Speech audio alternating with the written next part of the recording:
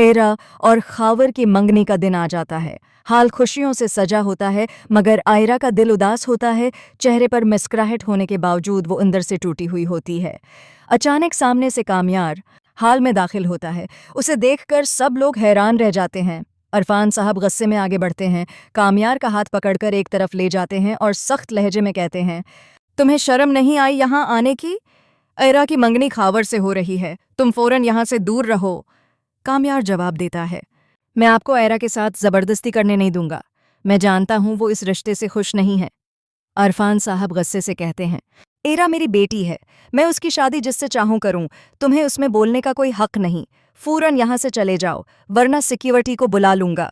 इसी लम्हे अश्तियाक वहां पहुंच जाता है और अरफान साहब से कहता है, आप इंदर तशरीफ ले जाएं, मैं कामयार से बात कर लेता हूं। इश्तियाक से कामयार कहता है, तुम सब जानते थे, फिर भी तुमने अपने कज़न से आयरा की मंगनी क्यों करवा दी?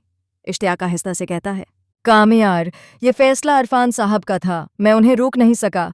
अभी बेहतर यही है कि तुम यहाँ से चले जाओ। अगर हिंगामा हुआ तो बदनामी होगी और आयरा का दिल तुमसे मजीद खराब हो जाएगा।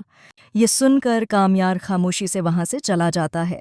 आयरा की मंगनी खावर से हो जाती है, मगर आयरा ज़रा भी खुश नहीं होती। वो फलक से कहती है, बाबा ने ज़बरदस्ती ये रिश्ता तो करवा दिया है, मगर मैं कभी खुश नहीं रह सकूंगी। फलक जवाब देती है, आयरा, हम बाबा को ये भी तो नहीं बता सकते कि तुम कामयार से मोहब्बत करती हो। उसी दौरान एरा के मोबाइल पर उसकी दोस्त की कॉल आती है। वो खुशी से बताती है, कामयार ने तुम्हारे पेपर्स क्लियर करवा दिए हैं, तुम्हारा साल ज़ाया होने से बच गया है। एरा हैरान होकर पूछती है, तुम्हें ये सब किसने बताया? दोस्त कहती है, कुल यूनिवर्सिटी आकर सब बताऊंगी। एरा खुश हो जाती है। फलक भी कहती है, कामयार ने तुम्हारा पूरा साल बचा लिया, इसका शुक्रिया अदा करना तो बनता है। अगले दिन ओल्ड होम में आयरा की दोबारा कामयार से मुलाकात हो जाती है।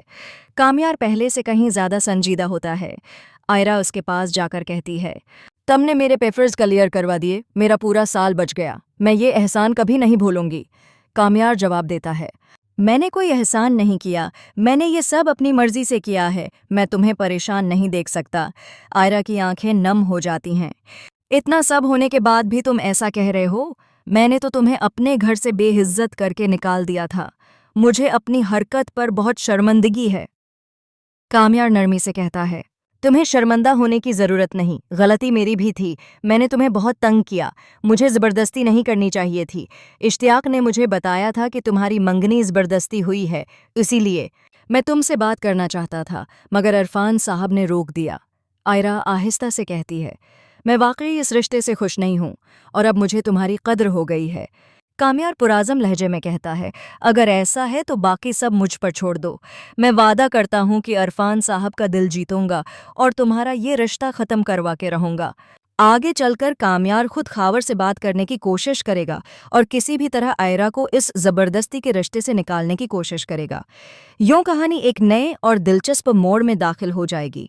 अब देखना यह है कि आगे क्या होगा। आपकी राय क्या है? कमेंट्स में ज़रूर बताएं। वीडियो पसंद आए तो लाइक करें और चैनल को सब्सक्राइब करना मत भूलिएगा।